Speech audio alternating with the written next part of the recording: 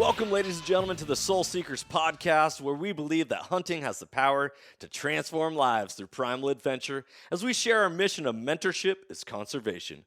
To learn more about everything we do, check out our show on Carbon TV or go to soulseekersnation.com. Freedom on, everybody, and stay soulful. Do you want to become a better shooter, reduce flinch, protect your ears, and just overall enjoy shooting your gun that much more? Then there's no better way to do that than by adding a suppressor to the end of your barrel. Be sure to check out Huxwrx Safety Co, as they are a leader in the suppressor world with their OSS Flow-Through Technology, virtually eliminating blowback and toxic gas that can affect weapon system performance and shooter health. To find out more about Huxwrx, go to huxwrx.com. That's huxwrx.com, and go get yourself a suppressor for your upcoming hunts. This podcast is also proudly brought to you by OnX Hunt. When I first got into hunting, I kept hearing all about public land and different access and how to find different locations to hunt. I was like, well, how are people even identifying all this stuff? Well, sure enough, I came across the number one hunting GPS app, and that is OnX Hunt. If you guys want to get better at hunting and go deeper into your scouting, OnX Hunt is the number one GPS app for that. Join the millions of hunters who trust OnX Hunt to find more game, discover new access, and hunt smarter. It was a game changer for me, and I know it's going to be a game changer for you if you've never used it. If you have used it, you know the power that it holds. Guys, I really hope you enjoy this episode. If you want to know more about OnX, go to onxmaps.com/hunt. And check out their app. Be blessed, freedom on, and stay soulful. All right, guys, if you're in the market for optics, I want you to go check out blackdiamondoptics.com. Black Diamond Optics offers world-class sporting and tactical optics, including thermals, all at wholesale pricing, direct to consumer. They are going to be partnering up with us for 2023, and I want to start pointing you over towards their direction. Check out Black Diamond Optics. If you've got any questions about it, shoot us a message. Love to hear from you. Be blessed, everybody. Ladies and gentlemen, welcome back to another episode of the Soul Seekers podcast. I'm your host, Johnny Mack, and today I'm joined by one of my great buddies and an American hero and warrior himself, the owner and founder of Grayboe, the People's Riflestock, founded out of the state of Arizona. I'm joined with Ryan McMillan himself. We're going to be talking all about rifle stocks, hunting, shooting, the whole gamut. And those of you who are joining on Instagram Live, really appreciate it. Thanks for being here. We're going to be answering some questions that got sent in from viewers and listeners and diving into the world of rifle stocks, because I just got back from a spring bear hunt in the state of Idaho, and I had a dilemma of what rifle stock did I actually want to put on my gun. We'll talk about that within this episode, but without dragging this on, Ryan, brother, how you doing? I'm good. How are you? I'm glad to be here. I'm doing well, man. Living that freedom life here in the state of Texas. It's a beautiful thing. Yeah, you were in Washington, right? Yep. I went from the PNW, which I got to say, the state of Washington is probably the best state within the union as far as what it offers. And then you get politics involved, and then everything just like falls apart. So, yeah. But, you know, sometimes you got to go to a place where it's sunny all the time, which you know what it's all about down in, was it Peoria? Is that where Grayboe's based out of? Glendale. Glendale. Yeah, they're all, little suburbs of Phoenix. They're all pretty close. But yeah, we have a little bit of sun down here. Yeah, just a little. So Ryan, what's new with Grayboe, man? We did a podcast roughly a year ago before I moved to Texas. Sat down with you in the shop. You were hinting on releasing a new gun stock and all that. And then what's been happening over the last year with Grayboe? Well, last we saw each other, it was probably right before we released the Eagle. Yep. And so we released that in January.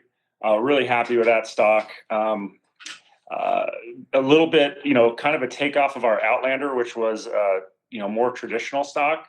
And then we wanted to modernize it with some more modern features, give it kind of a Grayboe feel. And so that's what we did. And we launched that, released that, and that's doing well. It's interesting, like, every time we launch a stock, they sell. I mean, maybe knock on wood or something, but every time we launch a stock, they seem to move okay. So, So that's good. So people seem to like it. It's a really good, if you like the Phoenix, so we launched the Phoenix about 3 years ago now, the original Phoenix, and a lot of people like that. By far, that's been our best selling stock. So we really kind of wanted to take that feel of the Phoenix and make it into a true hunting stock. And so that's kind of what we did. That was really kind of the goal. Like that's kind of what we started from. The Phoenix is where we started, slimmed it down to kind of like an Outlander style, and we got the Eagle. Yeah, I love the Phoenix. I've shot the Ridgeback. I own the Terrain, use the Trekker, use the Eagle. I mean, it's like screwdrivers or hammers. Exactly like guns, I guess. Is like one gun doesn't rule them all. There are specific tools for the job, and each one fits each scenario a little better. And I want to dive into that a little bit. So, first off, one of the questions that popped up, which apparently, in case anyone doesn't know why even we're podcasting together or doing an IG Live, why Grayboe and Soul Seekers is coming together, and we have that mission of mentorship as conservation. A lot of people might want to know what your origin story is, and then how'd you get started, and just kind of briefly like put that down, even though we've covered that before. Yeah. So, really what it came down to is when I spent time at McMillan, because that's the company that my grandfather started, my dad ran. And after I got out of the military, I went there and worked there for a little bit. Actually started a business with my father. We sold it in 2013. But I watched McMillan and how they were making rifle stocks, and one of the top companies in the industry. So much love to that company, my family company. But I knew that there was like a better way to do it. You're selling stocks for $1,000. And I'm like, well, only so many people can buy $1,000 stock. So, I thought there was a better way with technology and machines and process to be able to make a high quality stock for a really reasonable price, be able to do it at a volume to where we could get that price down and, maybe offered it to rifle manufacturers so that people could buy the product right off the shelf from Cabela's or Sportsman's or whatever, instead of always, having to buy aftermarket, which they can, of course, as well. And then that's how we started, 2014, we just started plugging away at trying to make that a reality. And we had some intermediate steps and intermediate success. And then really in January 1st of this year, I would say, 1st of January, we really launched this totally new process that we've developed, and we're making all of our stocks that way. Our stocks are quality's amazing. The strength is amazing. We get great strength to weight profiles, and our volumes we've been able to increase our volumes quite drastically. So things have changed a lot in the last 6 months for us. And I think people are going to start to see, Grayboe a lot more over the next coming years. So I'm really excited about that. And it's just it's a testament of everybody working their butts off for the last almost 10 years on this thing. Yeah. So. I love it. I pick up everything that you're saying, and I understand it completely, because at the end of the day, it seems like a rifle stock traditionally has always just been about the same, right? Does it have a comb? Does it not have a comb? Does it have swivel studs? What type of material is it? Like, there's only so much to reinvent the wheel. However, all of a sudden you came in the game and you really are making a giant impact with what you're doing in regards to what you're creating. So with that being said, we're going to get to some of these questions that got sent in through our social media and all that. But you guys just launched your Phoenix 2.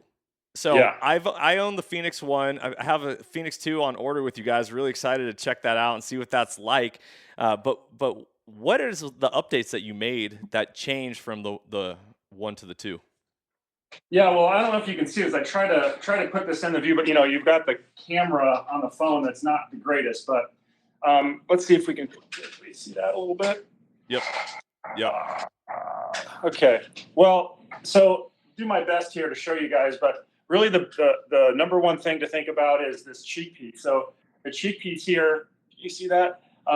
As we raise the cheek piece, oftentimes with long action bolt throws, they interfere with the cheek piece. And so in the past, and a lot of companies have to do this, they cut notches in the cheek piece for long actions.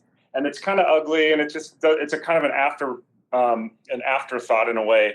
So we were intentional in designing this second version to make sure that we didn't have to do any, post-processing on the cheek piece. So short action, long action bolts will come back. It won't interfere with the cheek piece. You can raise it up and down as much as you want. No interference on long action. So that's a big deal. It may sound, I don't know if that sounds small or big or what, but it's a huge thing when you're trying to, shoot the firearm and you're out on a hunt or something like that. Can I just give my experience with that real quick? Yeah, absolutely. So I flew from the state of Texas to Idaho.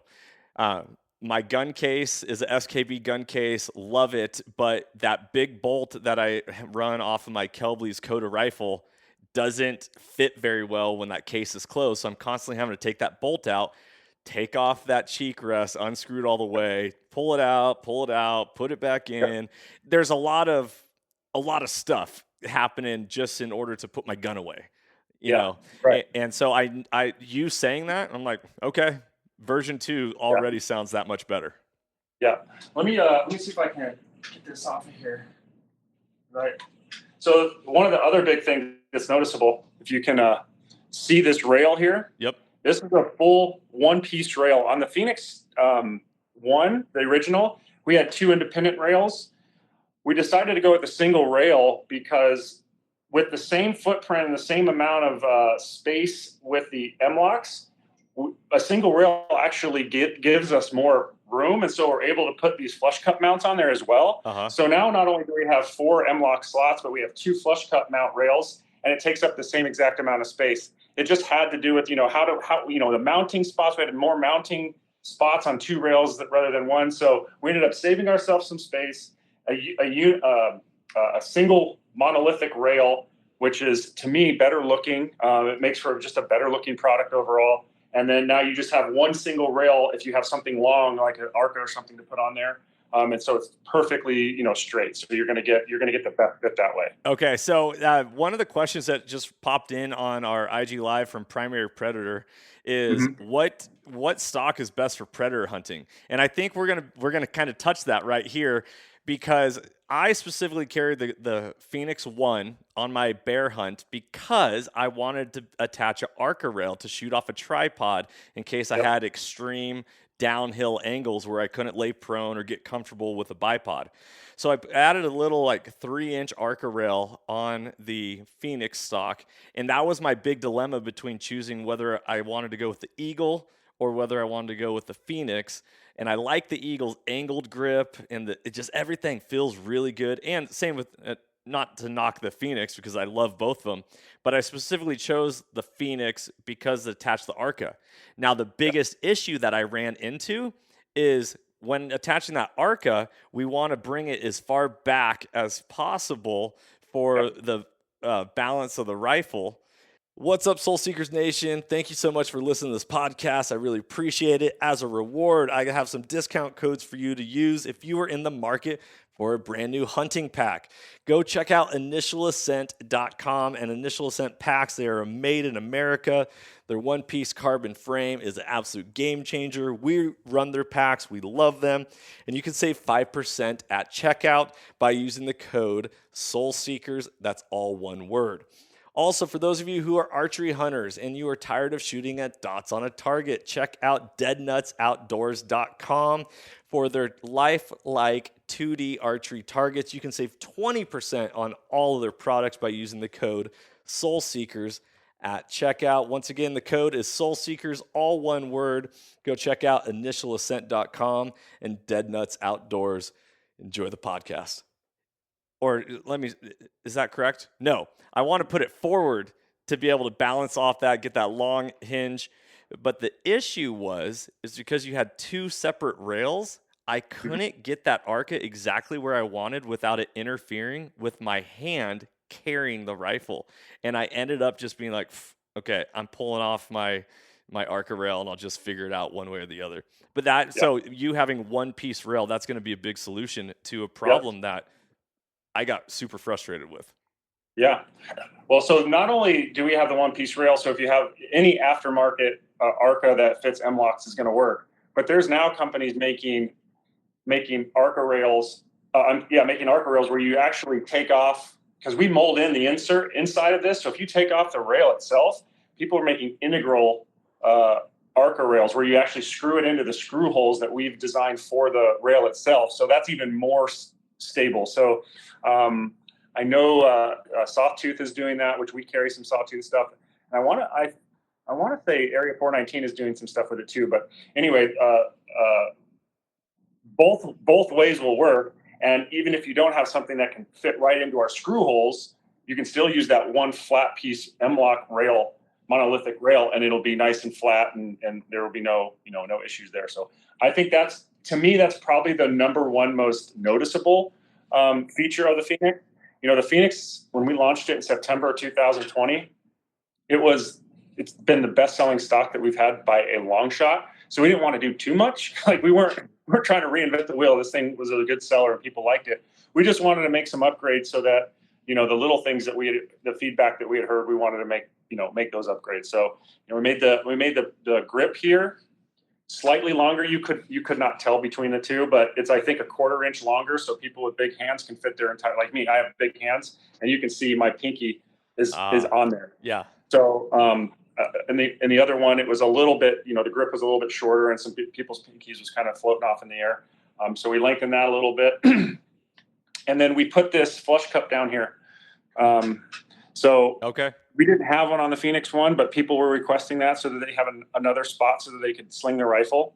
And the cool thing about a flush cup down here, since there's no butt hook on this particular stock, and there's a reason why there's no butt hook, it's not really a tactical stock, but some people still like to be able to pull that stock into their shoulder when they're in different shooting positions. So if you do have your sling and you hook that sling in there, you can actually use that sling mount and really secure that into your shoulder. So gotcha.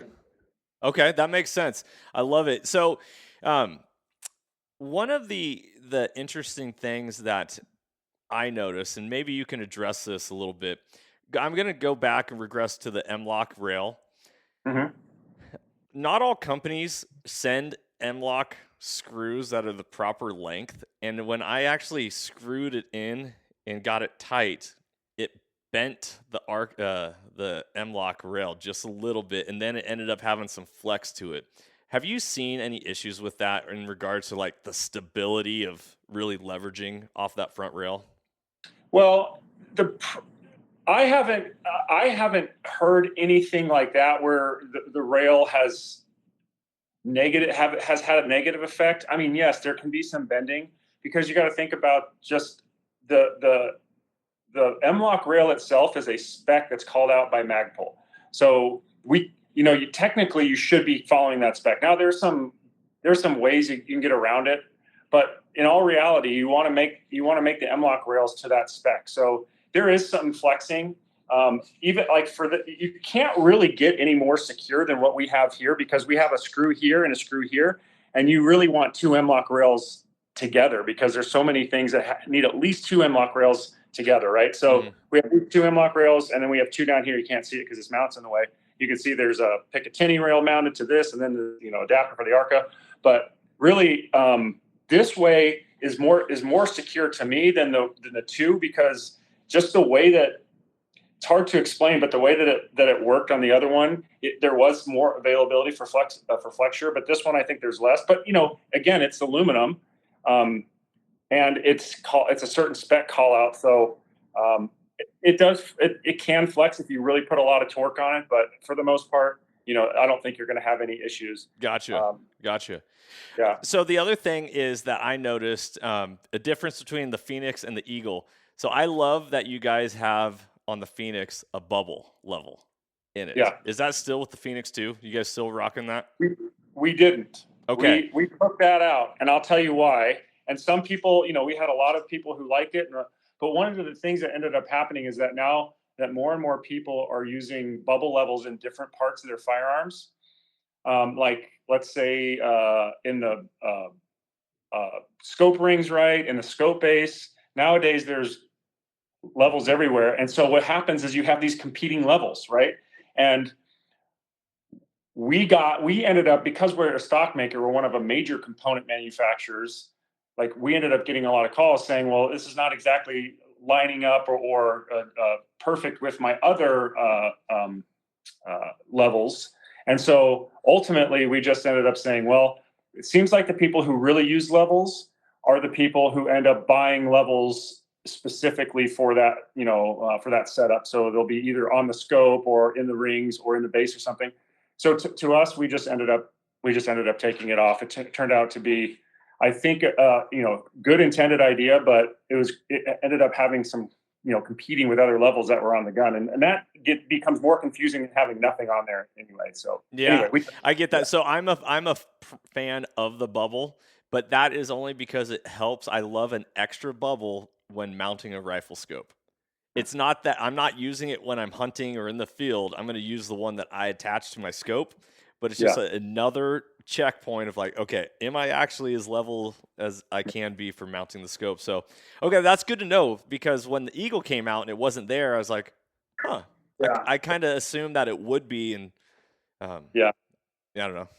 Well, in all reality, this particular setup that we had needed an upgrade anyway. And we just decided for the moment we were just going to remove it because, again, like I said, with all the other accessories that have the bubble levels. But in the future, if we get enough people to say, hey, we liked it, we want it back, I wouldn't say that that wouldn't happen. I think we just have to do it in a little bit different way. There are some patents out there that we have to be careful of, and that's that's something we'll take into consideration. But everything that we do is an evolution, right? Like, when we design and develop a stock, we know it's not going to be perfect when we launch it. People are going to have feedback, and they're going to tell us what they think, and then we're going to try to make the next iteration of that product as best we can with the features that people want, and maybe taking some features away if that, sometimes that's what that means. So we'll have to just see in the future if we get a lot of requests to do that again, and we may end up putting it in there and maybe approaching the problem in a little bit different way. But we're open to anything as far as what what customers want on each product. Like, we're open to just about anything. Yeah, I love it. A couple questions that we got going on here, that since we're kind of on this topic, is with Soul Seekers Nation being more of hunting focused than like just shooting, although we promote the Second Amendment beyond belief, and I love it. When you're making hunting stocks, what are the differences between you offer the Trekker, the Phoenix, the Eagle specifically in your hunting, and a few others. Sorry, the Outlander, the Train. What are the ones that, like, if you were going to pick a stock, what are you going to go with? And when you made these specific stocks, what was your intended target audience? Okay, so I have to take those questions probably separately. Each stock is definitely intended for a specific purpose, right? So if you take the Trekker, we ended up designing the Trekker because our goal is to get the lightest weight stock we could. Like, how do we, because the way we make stocks is actually quite a bit different from anybody else in the composite rifle stock business.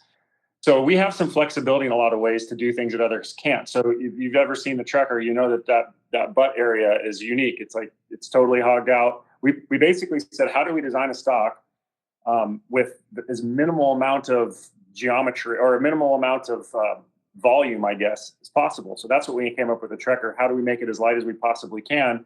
And really, that stock is for, it's for, in all reality, mostly offhand shooting, high elevation, because the higher elevation you are, the less weight you want to carry around up there. That's really what it's for. The guy who maybe he's walking or hiking through the woods or whatever for his hunt, and he's going to shoot offhand, or maybe just quickly get on a bipod or a bag or something, but is not going to set up like on a tripod, or doesn't have the time to set up on a tripod. Now the Phoenix, on the other hand, that's what that's for. Where maybe you're shooting a little bit longer, you're setting up, you're waiting for the animal to kind of come to you. So that's what the Phoenix is for. You've got a little bit more adjustability. All right, everybody, thank you so much for listening to this episode. As a thank you, I got more discount codes for all of you. If you are in the market for anything in regards to calls, whether it's elk calls, turkey calls, deer or predator calls, you can save 15% on all Rocky Mountain hunting calls by using the code SOULSEEKERS. That's all one word. And if you're in the market for hard side hydration, a better way to hydrate, go check out hardsidehydration.com. Use the code SoulSeekers10 to save 10%. And we also have a discount at Graxaw.com. That is, Graxaw is the leader in ultralight game bags and other backcountry gear. Light, fast, and efficient is their motto. Use the code SoulSeekers, all one word, to save 10% at checkout. Now, we have, if you look at the Eagle, we have what we call the Eagle Pro now. We just renamed it the Eagle Pro because we're going to be launching the Eagle, the standard Eagle. We're just going to call it the Eagle here, I think, next month. And it won't have all the cheap piece attached, the cheap piece and some of the other things. But the Eagle itself, again, was kind of going back to this basic, traditional but upgraded hunting stock. But we just thought, like, people are going to want a cheek piece. I mean, nowadays, it's not like, you know, a lot of these traditional hunting stocks don't have any cheek pieces, any adjustability. And we're like, I just feel like that's kind of outdated. And not necessarily, I mean, a lot of people still want that basic hunting stock, but I think a lot of people like the basic hunting stock, but they want some adjustability. So we made two models of the Eagle. We made the adjustable Eagle and we made the standard Eagle, which again is not launched yet. It'll be launched here in the next month. So I'm giving away some secrets, but it's not that big a deal. So we'll launch the standard Eagle, and that'll be our base model. It'll be something very similar to the Outlander, but in a, you know, kind of with the Eagle body style. It's really interesting. You know, the gun world is very slow paced, but it kind of leapfrogs itself, right? So your old hunting stocks were based off of just a standard action, and then typically like a 3x9x40 rifle scope. Well, now that you have all these larger rifle scopes, big bells, all this stuff, now you're getting higher rings and all this stuff. You need that adjustable comb to be able to efficiently and effectively use your weapon the way it's meant to be. So you guys are the top of the market when it comes to making this type of stuff. Yeah, I think we are. I mean, look at some of our competitors, and you know, I think we have more to offer as far, you know, features and material, strength to weight ratios. Like, I think we have a lot to offer, and I think we're just getting started. Really, I mean, we have seven models now. We just made the second iteration of the Phoenix. You can expect us to make second, third, fourth, fifth iterations of all of our products. We kind of set ourselves up as a company and our product lines like that. You know, you can think of like vehicle manufacturers, you know, like the Ford F-150 gets a new body style every 5 to 7 years and upgrades in the technology, but it's still the same truck, right? So that's kind of how we see our lines. If one stock in particular is just not selling and we don't think there's any upgrade, or maybe that particular model just isn't interesting to people anymore, we can discontinue it. Well, we can introduce new models, but that's how we think of product. You know, going forward and just trying to iterate and make product better and make the best product, a product that people want. Like, we're always listening to people. What do the people want? Well, right. So here's a question just popped up by Whitehead Guns. Are you going to make a carbon fiber stock?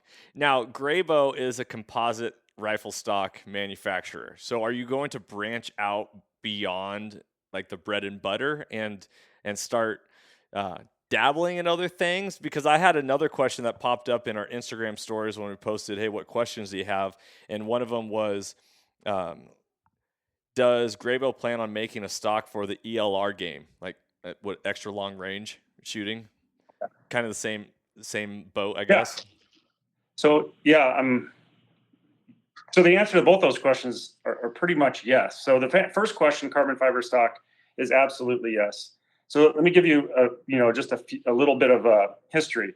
You know, again, I came from McMillan. McMillan makes carbon fiber stocks. Making a carbon fiber stock, in all reality, is not all that difficult. It's doable. The problem with making a carbon fiber stock is, can you make it where it's price effective and you can make good volumes of them? Because the biggest problem always with some of this traditional hand laid up process is no one can ever make enough. 6-month lead times, you know, and that just causes. We started the company not to do that. We started the company to be a better manufacturing company. So of course, if I just wanted to set up a line, I could do that. And I've been very tempted because we've had some competitors do some really good things with carbon fiber. And it's tempting to just say, okay, well, let's just set up a line because I know how to do it. But we have been working towards a solution that is better than anything out there. And so it's our number one initiative to get a carbon fiber stock that beats everything. And I think that's going to happen. We know a lot about this business. We know a lot about this industry. I know how these other companies make their stocks. I know their weaknesses. Great companies, of course, but everybody's got those. And that's what we're going to try to move forward and beat them at. Yeah. So when we launch a carbon fiber stock, it will be better.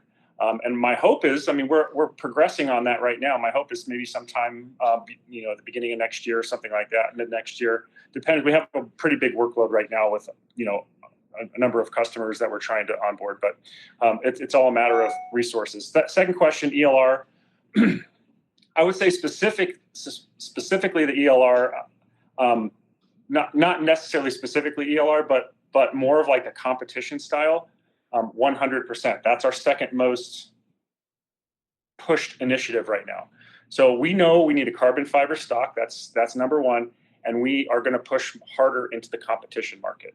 Those are the two things that you'll see from us big time over the next, I would say, 2 years. We're going to launch a product that's going to be, we're going to launch a product by the end of the year that will be, I think, very well received in the competition market. So I'm excited about that. We're almost done with the design. We've got some new things that nobody's ever seen before. Really cool. And that'll be launched, like I said, we're hoping by the end of the year. Sweet. Yeah. That's awesome. Yeah. Man, okay. So are we also looking at the price point in which Grayboe is known for, or does this process then require a little bit more monetary incentive? Well, what I can tell you is that we're going to come out with better product for less money. So I don't know if that makes sense, but when we launch a product, so this next tactical or competition stock that we launch, it will be way more affordable than its competition and have more features. Sweet. So, yeah. So, I don't know exactly where our price point is going to be yet. I know it's going to be higher than what we have currently on our website, but it's going to offer so much more than anything we've ever done. And so, of course, there's a little bit added cost in manufacturing, of course, so that we have to adjust for that in our retail price. Right. Are you guys, are there any rifle manufacturers out there that currently carry a Grayboe stock on them as their factory stock that you go to a Shields or whatever and just pick up a random? Oh, yeah. Yeah. Mm-hmm. For a long time, we were on Bergara, and still to this day, there's some Bergaras. There was some, also a company called CVA, which is a muzzle loading company. We have, we sell stocks to them, and you can go in Shields and check those out. We have a Winchester. So if you go, most places I've been to carry the Winchester XPR. You go in there, and if you see like a stock that looks similar to a Renegade on a Winchester XPR, that's ours. We're working on a bunch of stuff right now in the works. An unnamed company will be launching one next month with our stock on it. So we're really excited about this. Kind of a long time coming, and we've gotten some really good. I think you'll see around the first of the year, you'll see 2 or 3 more factory rifles with our stocks on it. Sweet. So yeah, we're working on a lot of stuff right now. It's an interesting time in our industry, and there's a lot of people wanting composite rifle stocks at a good price and at a good volume. So yes, that's one of the things that we work on. We work on pretty hard, and so yeah, we've been doing that quite a bit. I love it. I got to tell you, man, I was really impressed when I came to the factory this last spring and got to walk around. And you showed me how it all works, and that's a cool setup you got there, man. It's pretty awesome. Yeah, you're leading the way. I appreciate that. We've worked hard. We really have worked hard to get to where we are. It's been a long, hard road, but we're fine. Like I said, with the launch of the new process in the beginning of the year, things are really moving well now. And so I think, like I said, I think people are going to see a lot more of us over the next year or two. Yeah, I love it. Okay, let's get to a couple of these questions that got sent in and prior to this IG Live. First one, this comes from a guy who is a hunter out of the state of Idaho. He says, are you going to make a Phoenix style stock with a high negative comb to lighten the load? A high negative comb. I'm not exactly sure what that means, but I thought I'd just high negative comb. I'm trying to think what that might mean. Yeah, probably without it being adjustable, I'm assuming. Oh, you know, non-adjustable with like yeah. I don't think so. I don't think we're going to. We haven't had any real requests for that. I just don't see it. I've thought about it, of course. I mean, a lot of the stocks that we have launched in the past and are launching in the future will have a version that's adjustable and non-adjustable. But I just don't think the Phoenix is there, or we haven't really had any requests for it. So yeah, makes sense. Makes sense. I love one of the questions just popped in. Does Ryan ever take time to hunt? To answer that question, and Ryan, you get to answer it as well, but one of our goals is to team up with Ryan and mentor him on a hunt. We've talked about potentially going on a black bear hunt, either in Idaho or Montana. So we're planning on working on that. But Ryan, you have an awesome elk story that if people want to go check out and listen to, you tell on the very first episode that you've joined us with, back when it was called the Soulful Hunter podcast. So, but besides the elk hunt, have you done any other hunting? Yeah, I've hunted antelope. I've done a couple elk hunts. Those are the three main hunts I've done, and then other just little stuff, some farming hunting and stuff. But as far as to answer the question, running a business is busy. I'm a busy guy, and it's everybody's taking their time off in the fall to go hunt, and that's the busy time for us, for work. That's when the busiest time is, and everybody wants their stocks and stuff for hunting season. So it's hard for us in this industry to actually go take the time off, especially when you're an owner of a growing company. I know that sounds like excuses, but in all reality, the last 10 years have been so unbelievably busy at just trying to get this company set up into a place to where it's really humming. I think now I will be able to go out and do some more stuff. I've talked to you about doing some hunts. I've talked to the guys at Scout Arms have invited me up there to do a bear hunt as well, and a number of other people have invited me to do some different hunts with them. So I think it's inevitably going to happen where we do something together, to support you guys or other people in the industry, and so I'm excited about that. It's hard being a wanted man, isn't it? Yeah. Well, look, you're so humble. You're like, shucks. Yeah. I don't know. I mean, it's just been a long, hard road. And so I've enjoyed every second of it. A lot of stress. As a manufacturing company, we have a lot of money that goes into building a company like this. We have a lot of money in equipment. We have employees. We do everything ourselves. So everything needs attention all the time. So right. I get it. Yeah, I get it. So one thing I want to say, and then we'll get into the question that follows up. Before I went on this Idaho bear hunt, I was deciding, and like I mentioned earlier in this episode, whether I wanted to go with the Phoenix or the Eagle.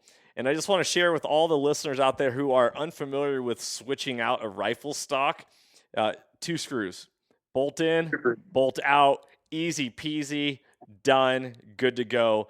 My zero did not change at all. I sighted in, double checked my zero, all that. I was good to go. And it was like, what pair of shoes do I want to wear? Do I want to go with, the dress or the sport or whatever? That really is what changing out a rifle stock is, and it personalizes your weapon to yourself and effectively makes everything more streamlined so you can be a better and more effective killer, hunter, shooter, whatever you want to call yourself, when you're out on your own adventures.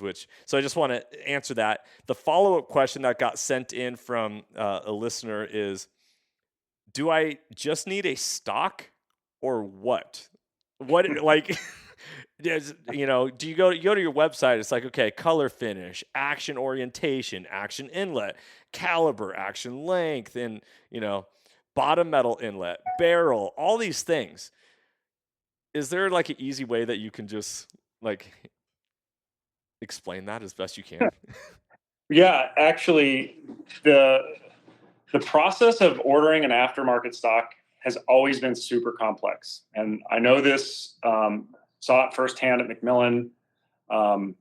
Every little detail of the action has to be accounted for. There are an infinite, it seems like, amount of barrel contours.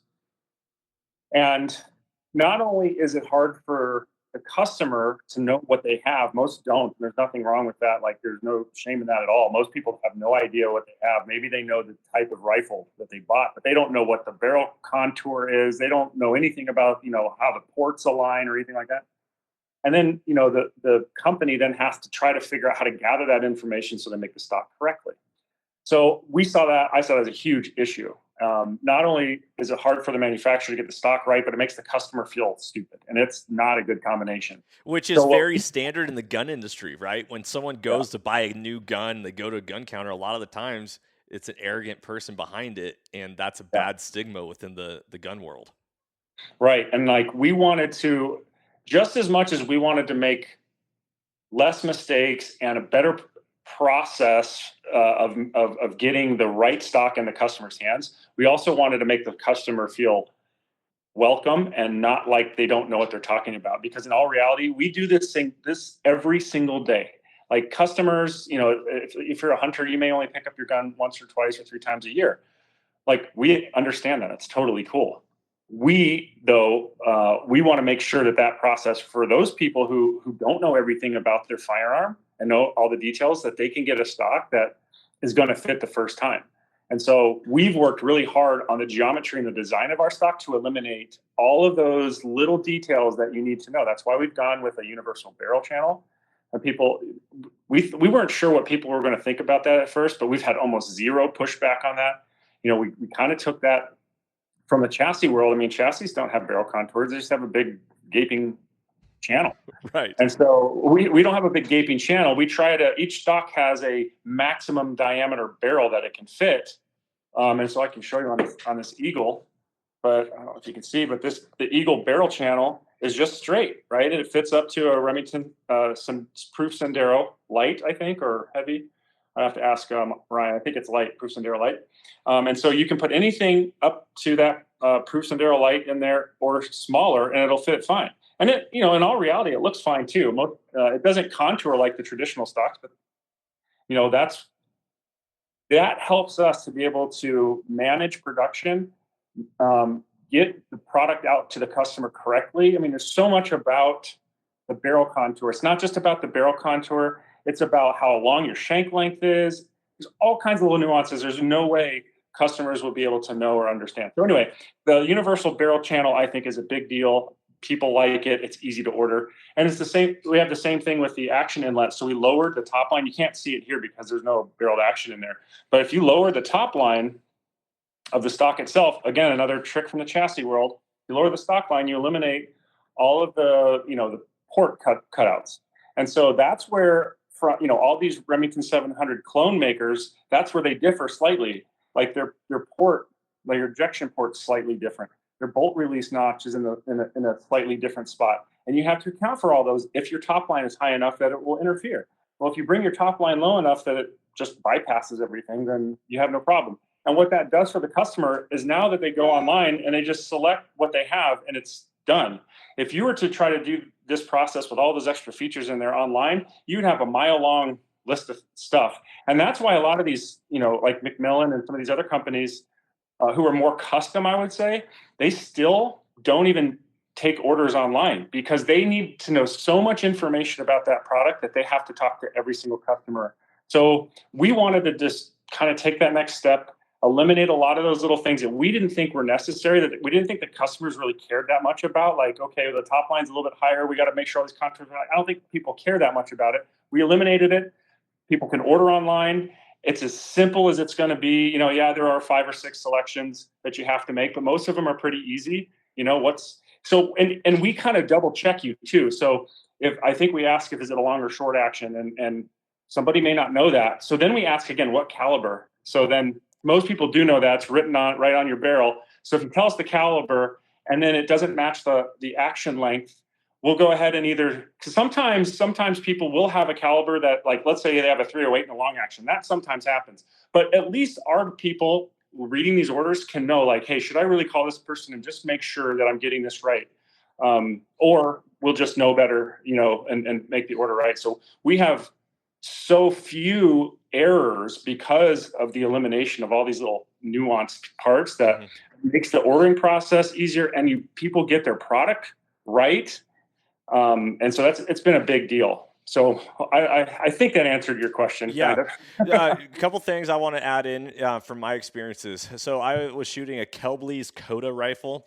It comes with a number 4 heavy sporter barrel, thinner profile barrel, and putting it in that wide barrel channel. A lot of people, does it look good? Yeah, it looks great. I think my gun is sexy. I got one of the cool things that you guys offer at Grayboe is hydro dipping your stocks. Yep. And dude, that just sets it off on fire. Love that. So that was one of the big confusing parts is, whether I was building a rifle and, light varmint or what, all these it gets overwhelming. One of the things also question is DBM, BDL. These acronyms get thrown around quite a bit. Can you just address that for a second? Well, that's another part of a continuation of what I was just asking, or what I was just talking about. People don't know the difference. They don't know that there's an inlet difference. So this is the inlet that you have to deal with. And these inlets here are different from a BDL, standard BDL, and a DBM, or there's a number of other profiles out there. So that means we have to either machine this out differently for everyone, and it makes variation after variation, and your SKUs explode all over the place. And so what we have done going forward is we have made one bottom inlet, and because we make our own bottom metals, right, we make a DBM, a standard DBM, we make a Hunter DBM, which has the flush fit, and we make a BDL all in this same profile, right? So no one has to know, oh, well, I have a BDL, or have it, you don't have to know that anymore. Every single bottom metal that we offer fits in this one contour. So no more confusion about that. And we really like that, because not only was it confusing for the customer, but that means that we have to make more variation of product, which means the more complexity you introduce into a system, the more likely for error. So we try to take complexity out of the system so that we're right more often. It defeats the purpose of what Grayboe was meant to be and setting out for. Okay, that is awesome. We're going to rip off some more questions here as we go here. So what do I need for stock? Quick answer, quick question. What actions do you offer? When someone comes to buy a Grayboe stock, what gun can they use to put in? So the number one that we offer is Remington 700 or any clone. So what we're seeing a lot now, especially in the aftermarket stuff, almost everything all the actions that are being made aftermarket are almost all Remington 700 clone, because there's so much accessories, there's such a breadth of accessories that you get left out a little bit if you're not in that Remington 700 footprint. We also do make stocks for Tikka. Not every single model that we have is available for Tikka. We have the Phoenix that's available for the Tikka, and the Renegade. Those are the two that's available for Tikka. We are working on some others right now. We are working on a Savage, and we are considering some Howa stuff. So that's where we're at with the different manufacturers. But for us, let me say this. The one thing that sets us apart there's a lot of good in what we do, but there happens to be a few negatives, is we mold in all the inlets. So all this is molded in. There's no machine time. That's one reason why we can sell this product for a lot less money than you're seeing from some of our competitors, is because we don't have to set this up and machine it. This is all molded in. So Sometimes the downsides to that is we have to make a mold per every single model that we do. And sometimes it's a little bit more difficult for us to get those different, action models made as quickly maybe as someone who machines them. So that's a little bit of information about how we do our inlets and why sometimes it takes us a little bit longer to get some of these different inlets out to the market. Gotcha. Question from Whitehead Guns: Bergara or Gunworks? Isn't Gunworks a Remington 700 clone? I could be. I believe. You know what? I'd have to look on the website. Bergara is definitely a 700 clone. I don't know if Gunworks is. I don't know. Okay, that's a good question. We'll have to take a look at that. Yeah. Okay, so this goes into what you were just talking about, how you don't mill and you are molding. Yeah. Someone posted in the questions, can I mill my own stocks to change details about it? Yeah. So even though we mold in all of this, the meat of the stock is all homogeneous, right? So that means that the material itself is the same through and through, which, like this one, and all of our stocks, you can mill right into it. So the beauty about the way we make stocks in our process is that we forge these things under super high pressure and high heat, so it escapes all the air. If you have any experience with composite stocks and other composite stocks, you might end up finding some air voids in there. It's always been a challenge for composite stock companies to eliminate air voids. That just happens. But with our process, we found a way to forge it at high temperatures and high pressures, so all the air escapes. So when you mill into that, you're going to get an extremely solid surface and a place let's say you want to put a flush cup in there, you're not going to have any problem doing that. Put a flush cup in there, screw it in there, put some marine text in there, and it's not going anywhere. Yeah, that's great to know. Super solid. Like baking a cake, right? Opposite of baking cake. The cake is all fluffy and airy and air bubbles. Yeah. You're compressing it and putting so much pressure onto it that the air escapes. That's awesome. One of the questions that popped up in the chat is, how large of a company is Grayboe, and how many stocks per day do you guys manufacture? We have about 25 employees. We have about 16,000 square feet of space. I would say we use a lot fewer employees per stock than most. And that was, kind of the initial reason for starting Grayboe, is to be more efficient, right? I saw, it took a lot of people to make, a fair amount of stocks, in these traditional hand laid up companies. It's a lot of labor. And so our goal was to reduce a lot of that, be able to create volume through use of machines and technology. And that's what we've done. So, having 25 employees or so, we do about 10,000 stocks a year right now, but we're still new. And we're probably going to be, we'll probably increase that 5,000 to 10,000 stocks a year, foreseeable. With what we see with the business that's coming in, and the few people that can do what we do, or the few companies, that'll just keep going up. And so I see, a pretty significant increase year over year, as long as the industry stays strong, and I think it will. I don't think it's going anywhere. We're seeing a lot of AR companies trying to make bolt guns now, and they need stock, so they're calling us, so I think we're in a good position as far as our capabilities and where we're at with production, and as far as just a company in general. So I see us increasing 5,000 to 10,000 stocks a year for a while. Man, that's awesome. One of the questions also that got put in the chat is, I'm pro-America. I love supporting my country. I love supporting people who support our country, such as you being a former Navy SEAL. There's a lot of common ground and love with what we got going on. There's a lot of people out there that are very similar to that and want to support companies that really value the same moral outlook on this world. One of the things that I've always honored, really appreciate about you, is especially like during the pandemic when you started to be a little bit more vocal about your beliefs and your view of the world. So one of the questions that showed up was how, beyond buying your rifle stocks, the people's rifle stock, which by the way, great slogan. How can people support Grayboe? Well, that's the primary way to do it, right? I mean,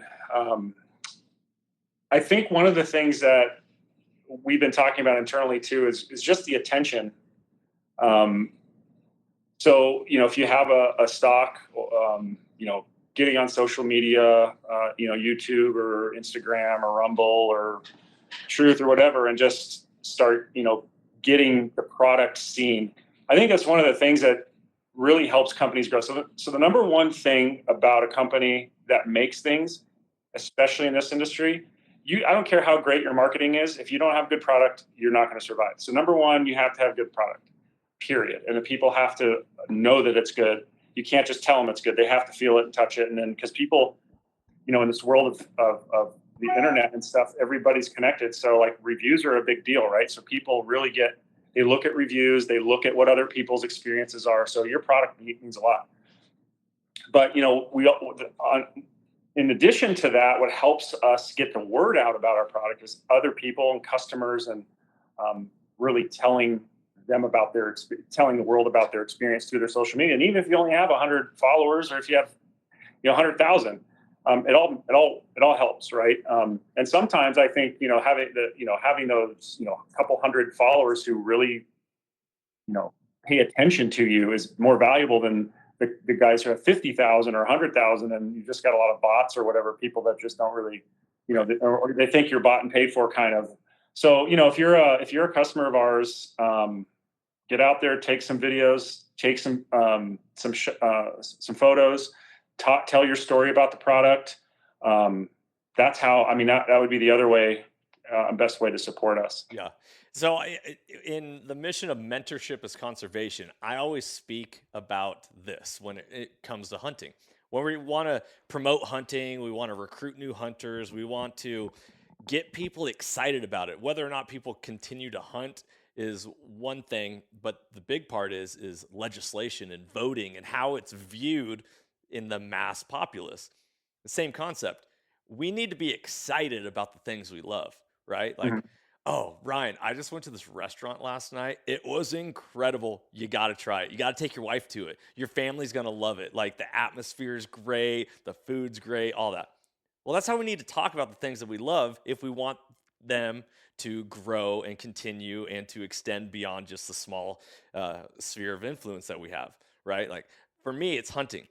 Have you hunted? No? Why not? It is awesome. And it's how we share these stories and talk about it, because through those experiences, it's contagious. Who do we trust the most? We trust our closest circle, right? Like you said, it's not just someone who's bought and paid for, like, hey, I'm promoting this because I'm getting paid to do it. It's like, no, I'm a believer in the product. I'm a believer in the mission. I'm a believer in the person. And doing that and standing upon that is something that we need to remember, because anything and everything that we do makes a difference in this world. There's a ripple effect that goes out, whether it's what we say, how we are, how we show up, how we're watched, the list goes on. Yeah, as far as our industry and what we're seeing throughout the country and around the world, we need to keep pushing gun ownership. We see a lot of we see a lot of pushback on gun ownership because we have these pockets of violence, and it's true. But to me, when you look at history, it's obvious that where the violence happens is when the government has all the control. And a good check for the government is when people are armed, because they don't want to screw with us. And that's why governments want to take your guns, is because they want 100% control when they can get it. And so having guns, having the ability to run your own businesses, make your own money as far outside of the government as you can. That's why people like less taxes. The more money the government takes from us, the more power they have, right? So that's why we have capitalism. Money stays in the private sector, and the rules and regulations are legislated by the government. So that's the balance of power. As the government starts taking your guns and they start taking your money, they start getting all the power, and we become helpless. And people are out there who don't really understand that, and they're like, more government, take your guns, like guns shouldn't. Like, hey, we're not. I understand there's no perfect scenario, there's no utopia in this, and I think that's I understand that, right? I think most reasonable people understand that there is not one solution that fixes every problem. It's what of these solutions is the best path forward. And to me, gun ownership is absolutely a necessity to preserve freedom and just the sanctity of life. 100%. So we have to keep talking about that. Yeah. No more govern me harder, daddy. Right? Like, ooh, give me some more more control. Like, tell me what I can't do. No, I agree. Ironically, so I've been a school teacher for 17 years, and the last couple I got into teaching social studies. I switched out of teaching physical education and health and taught social studies and U.S. history specifically, and I'm like, oh man, great, because now I'm somebody who's not like this indoctrination system of, like, no, let me tell you why the founding fathers wrote this into the Constitution and why we actually talk about the Second Amendment and that arms covers ammunition, weapons, and beyond. It's not just a gun. And I was talking to my students, I was like, yeah, the Wild West, man, it was a wild place. But you know what? It was safe because people had respect and minded their P's and Q's because they knew the minute that they didn't, there was an instant consequence and a check in how you spoke to somebody, how you acted, and whatnot. And from there, it was a better society because of that. Yep. So I love it. Off topic, but did Ryan see the Sean Ryan is a believer now? Yes, I love it. Yeah, there you go. I was like, I didn't know Sean from the SEAL teams. I've just kind of known him since then. We've kind of connected a little bit. And when he sent that out, it just made me feel good because, a lot of people are looking they're like, this world's so screwed up, but they don't see what's right in front of them. They don't see that Jesus is there for us. And they're looking for all these different ways to make sense of this, of what's going on and the evil that we see. And for Sean to really, I don't know exactly how he came onto it. I think probably through some friends, but maybe it was Eddie Penny. I can't remember. But for him to kind of make that realization and basically say it was right in front of me the whole time and I couldn't see it, was like, man, it was just so cool. And I think that partly him opening up on that is what's made him so successful now. Like, he's just exploded now. He's like one of the top 2 or 3 podcasts in the country or in the world or something like that. But I was really happy for him. I was really happy for him. And, even Eddie Penny, who's been on I did 2 deployments with Eddie Penny, and he's made I'm just so proud of him too, because, he had some rough history, and for him to, turn it around and really go all in on his platform, because that's what he has. I think that's how he monetizes and makes money for his family, and to put that out there is a risk. And for him to do that was very courageous. And I'm really proud of those guys for being honest and telling the world about how they feel. So beautiful. Do we have a future Grayboe action like that, where like gonna copy the Trigicon model where they inscribe a little verse on there talking about light? And I don't know. I mean, it's hard to say. Right now I keep, I have my own Instagram page and I talk about my things, and I have Grayboe page where it's, talks a lot about just the product. I'm not 100% sure. I keep them separate for now because I'm not sure. Part of me thinks, business should stay business. And I don't mind sharing my personal story and stuff like that. But at the same time, I do like what these companies are doing, where they're sharing more of their views. So, once you go, you can't go back. Right. So the way I play it now is I think if people are interested in me and what I'm about, as the owner of Grayboe, they can come and follow me on my page, and I talk about that. And so we don't necessarily do that on the Grayboe page, but my page is just an extension really of the Grayboe page. So Yeah, I love it. Yeah, it's one of those things, just like a bullet. Once you shoot it, you're not going to be able to pull it back. So, they in the Bible it talks about the tongue being more deadly than a double-edged sword, right? Like we have the power to speak life and death, and like the minute it comes out, it's like, oh Yeah. no, like sorry, wife, I didn't mean to say that. I do actually love you, but yet things go. So. Yeah. I get that. Now we had a couple people, one person popped on, I don't know if they're still on this, from South Africa. They waved and said hello. Whitehead Gun says, is there still export restrictions on stocks from the US to Europe? So this is a great question. I'm glad you asked, because we have just overcome this now. So if you want to buy a stock from basically anywhere that's approved in the world from buying stocks, you can go on our website.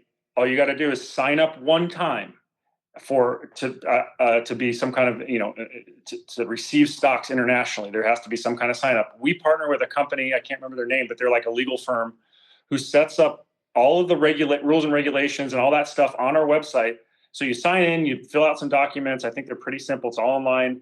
And then you can order, once you've done that, you can order whatever you want, just like you're an American customer, right? And then they get shipped to you, and it probably takes a little bit longer, it goes through customs, but it's super simple now.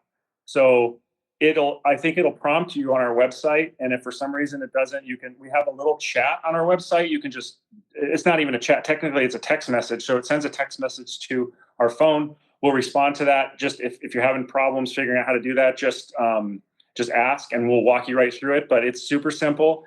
And if you're international, you can order a stock like everybody else orders a stock now. So it's so nice. It used to be so difficult to sell internationally, but now it's a piece of cake. I love it. That's awesome. Yeah. We've had a lot of people pop on here and a lot of stuff.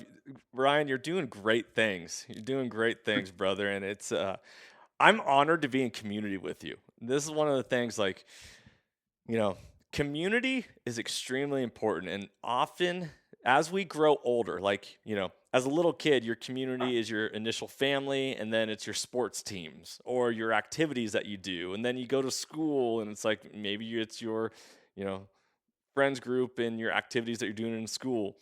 Go to college or get into the workforce. At the end of the day, as we get older, our attention shifts to different things, but we still crave community. We still crave a circle that is supportive and to build life into each other, and iron sharpens iron, right? So the countenance of one friend to another. So it's very important that we continue to build into each other's lives. So I want to say thank you for joining us, hopping on this IG Live. This has been a lot of fun. It's been a great podcast. And for the sake of time, we're at a little over the 1 hour mark. I just want to say thank you. We're going to wrap this up here, guys, shortly. For those of you who hopped on this IG Live or want to connect with Ryan or want to connect with Grayboe, Ryan, can you share where people can go to for that? Yeah. Instagram is Grayboe. That's our handle, if that's what you call it, just Grayboe. Grayboe. That's the same with Facebook.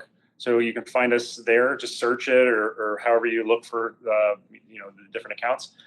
I do have an Instagram, a personal one. It's Ryan_MC_MILLAN. I talk a lot about Grayboe. I talk about some of my personal stuff. I post some personal stuff. I know some people like to interact with the owner of a company that they might do business with. So that's why I do that. And then our website, www.grayboe.com, grayboe.com. And those are the primary ways to get a hold of us. And if you want to contact us directly, you can get on our website, and there's a number of different ways you can contact us, whether it's through text message or you can call us or chat. I love it. If you guys want to hear a little bit more about the origin stories of Grayboe and Ryan's story of being a former Navy SEAL and all that, go check out older episodes that we've done. Back when it was called the Soulful Hunter Podcast, you go to soulseekersnation.com and you can type in the search bar Ryan McMillan or Grayboe, and it'll pull up old podcasts, and you can either listen from the website or you can find out what number that is and then go to any podcast player that is out there and look up older episodes. Thank you, everybody, for tuning in. Remember that hunting has the power to transform lives through primal adventure, and you can never outgive good, as mentorship is conservation. You get to be the light in the world, and as Mahatma Gandhi says, be the change you want to see. Be blessed, everybody. Thank you for hopping on. Thank you for all your questions. Go check out Grayboe. Follow Ryan. Go put one of their stocks on your guns. It's the people's rifle stock, for goodness sake. Like, come on. Let's go. Let's rally the troops. Thanks for tuning in this episode. Don't forget to go check out Season 3 of Soul Seekers, now live on Carbon TV. We just launched Episode 1, and Episode 2 is coming in the month of July, about the same time this podcast is dropping. Guys, thank you so much. I'm Johnny Mack, Ryan McMillan of Grayboe. Be blessed. Take care. If you enjoyed today's podcast and want to support the show, you can always like, share, subscribe, and leave a rating, as it helps us share our mission of mentorship is conservation. Thank you so much for tuning in and being a part of Soul Seekers Nation as we transform lives through primal adventure. If you want to get more connected with the podcast, check out the Soul Seekers Nation Facebook group, as I look forward to connecting with you on the next episode. So stay tuned and stay soulful.